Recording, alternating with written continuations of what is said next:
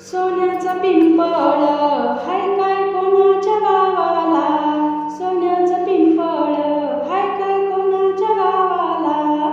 आळंदी वतन मुक्ताबाईच्या भावाला, आळंदी वतन